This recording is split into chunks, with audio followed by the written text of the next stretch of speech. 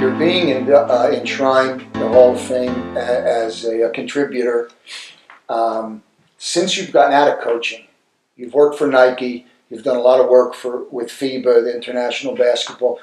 What have you taken away? What are the top ideas or philosophies that you've taken away from those experiences?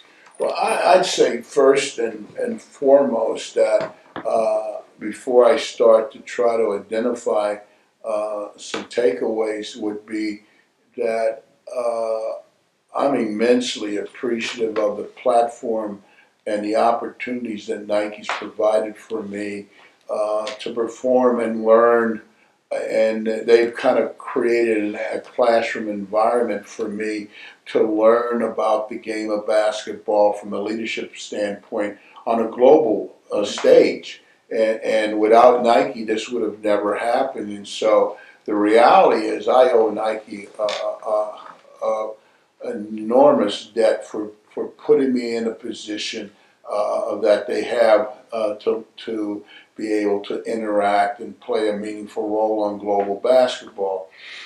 What I learned about Nike that I have an immense amount of respect for is the respect that they have for the game, its coaches and its participants, and that they see a specific responsibility to help people grow and prosper and learn in each of those categories. Whether it's the participant, they have done as much as they possibly can and continue to do this to provide opportunities for players to grow and to become the best of themselves. The same with coaching, and a lot of this is done by events that Nike sponsors around their country. But I think that they have an authentic commitment to growing the game on a global basis. How do you grow the game? You can grow the game in these areas. How the game is played, how the game is officiated, how the game is administered, how the game is viewed on television. And so I think that Nike sees this as a fundamental responsibility on a global basis.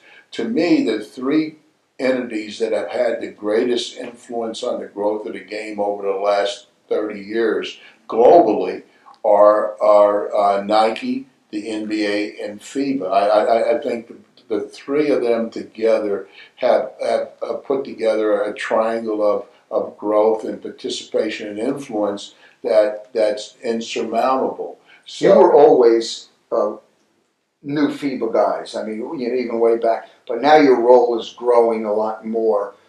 What is it that you're taking away from them? What is it that you learned? Were there any aha moments? Well, I think what I learned from FIBA is to see the game in a holistic manner, and particularly from a geographic standpoint.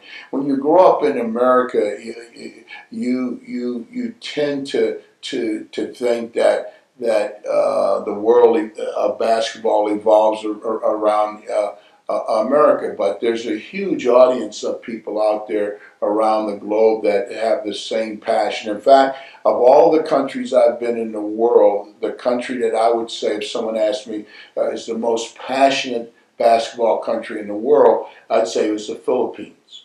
I mean, they put Cameron crazies to shame.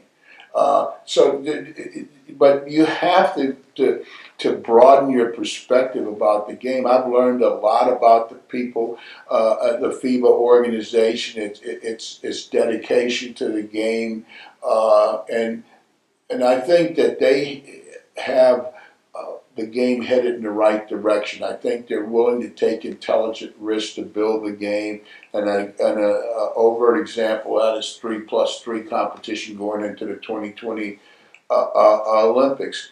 So while it's been viewed as a job, to me, this opportunity that I had at Nike really kind of equates to being in Harvard Business School and working on an MBA.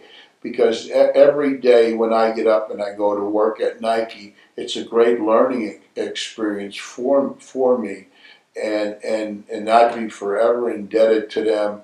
If they didn't pay me, I still come away thinking that I was richly rewarded because of the exposures that they gave me to grow and to understand not only basketball better, but to understand myself better, to understand life better. So it's been an unbelievable journey for me. I could never tell Phil Knight or the people at Nike enough how much I appreciate this, and there's not one single doubt in my mind that I would never be in a position to go into the Hall of Fame as a basketball contributor if it wasn't for Nike.